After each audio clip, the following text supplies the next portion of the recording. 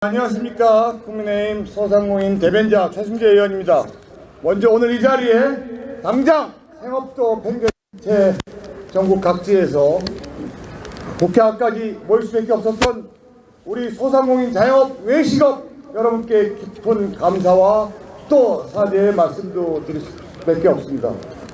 오늘 우리가 만사를 제껴두고 이렇게 모일 수밖에 없었던 이유는 단 한 가지 이유밖에 없습니다. 생업보다 더욱 중요한 것이 바로 우리 외식업 소상공인의 생계, 목숨이 걸려있기 때문입니다. 우리 소상공인 외식업자들은 언제나 희생을 강해 왔습니다. 정부가 가게 문을 닫으라면 닫았고 열라면 열었고 손님을 줄여서 받으라고 하면 또 그에 맞춰 테이블을 줄여왔습니다. 심지어 지난 정부에서 이렇게 기본적인 영업권을 침해당하는 와중에도 최저임금을 40% 올리라는 명령에도 군말 없이 따랐습니다. 대출받은 금리가 5%, 7%, 10% 올라가는 와중에도 버티면 나아지겠지, 내일이 되면 조금은 나아지겠지 하는 희망으로 가게를 쓸고 닦고 가족 같은 직원들을 내보내며 혼자가 될 때까지 손님을 맞이했습니다. 그런데 이랬던 우리에게 지금 또다시 희생을 해야 된다고 또 눈치조차 보지 않고 최저임금을 올리라고 주장을 하고 있습니다.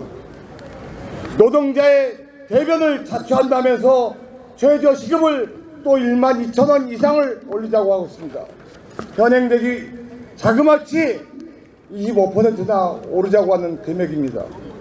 여기에 주유수당까지 더해진다면 도대체 누가 근로자를 고용할 수 있겠습니까? 본인들이 와서 장사 한번 해보라고 하십시오. 이미 이를 견디지 못한 소상공인 외식업자, 자영업자들은 별 수 없이 피트 시간대 2~3시간만 고용을 하고 나머지는 비싼 돈을 들여 무인 서빙 로봇을 사용하고 충당해 왔습니다.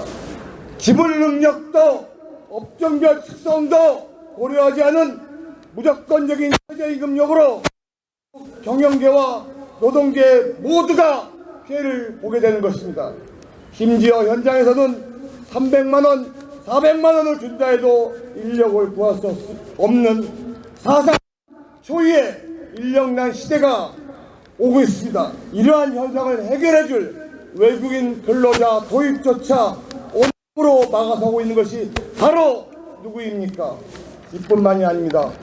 여기 계신 여러분 모두 15년 전 광우병 파동을 기억하실 겁니다.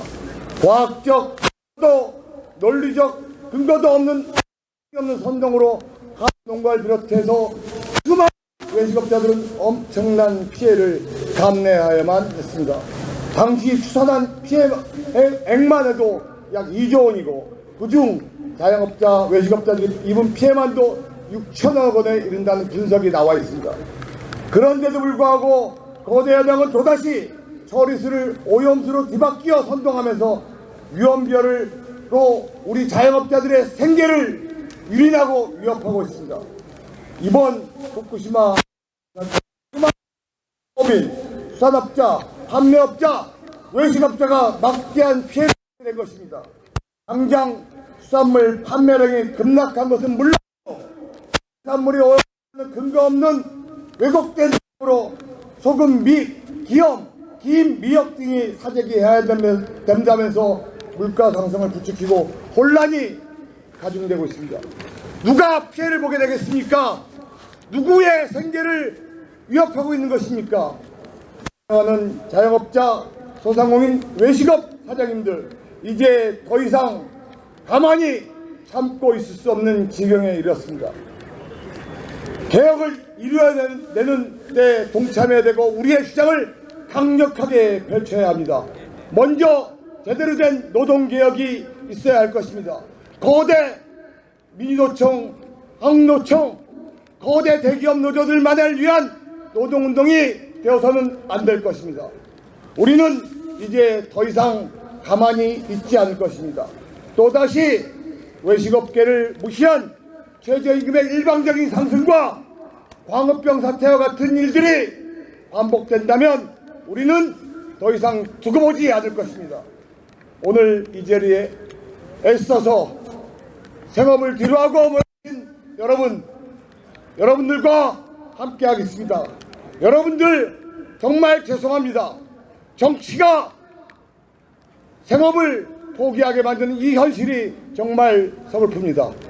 우리 외식업 생계를 누가 책임져야 되겠습니까? 바로 정치가 제대로 올바로 서야 됩니다.